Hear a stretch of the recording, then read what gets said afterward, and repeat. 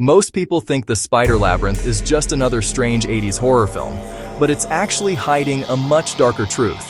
There's one moment, a single image near the end, that completely changes what this movie is really about. And almost nobody notices it. By the end of this video, you'll know exactly what really happened, and why the labyrinth was never meant to be escaped. Released in 1988, directed by Gianfranco Giagni, The Spider Labyrinth is an Italian psychological horror film starring Roland Waibenga as Professor Alan Whitmore.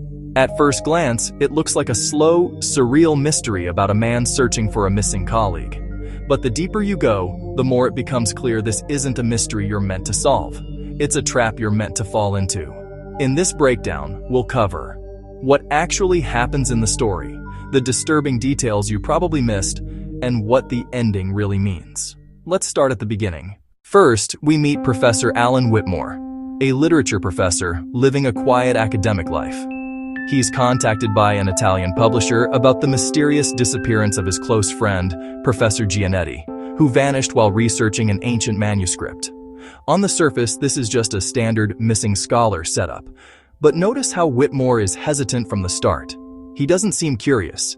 He seems compelled, almost as if the decision to go to Italy isn't really his anymore.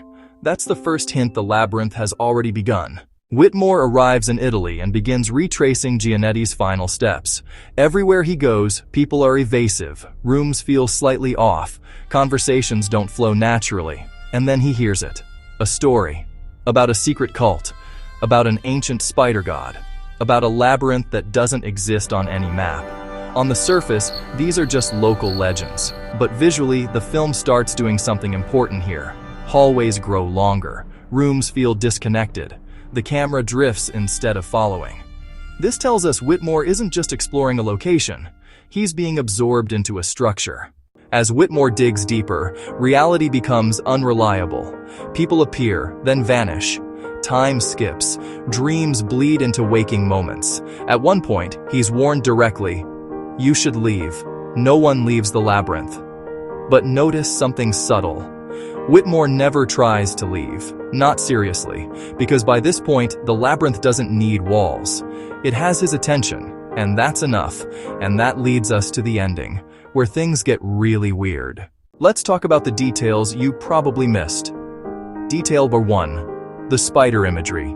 It appears constantly, in architecture, shadows, patterns, long before it's mentioned directly. This tells us the cult didn't build the labyrinth. The labyrinth built the cult. Detail number 2, Giannetti's notes. They don't describe discovery, they describe surrender. This isn't research, it's indoctrination.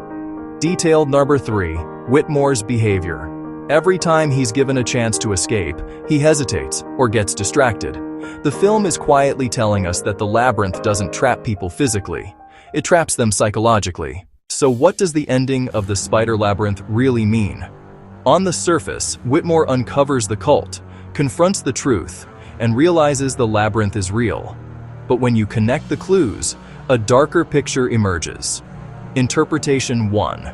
Whitmore is consumed by the cult. The labyrinth is a test, and those who enter inevitably become part of it. Evidence. The ritual imagery, the repeated warnings, the final acceptance.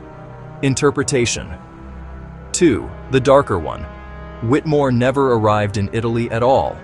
The labyrinth may exist outside of time, a metaphysical space that draws in certain minds. Evidence. The broken geography, the dreamlike transitions, the absence of a true entry point. Personally, I think the second interpretation is the most unsettling, because it means the labyrinth isn't a place, it's a concept. For a film from 1988, The Spider Labyrinth was exploring psychological horror long before it became mainstream.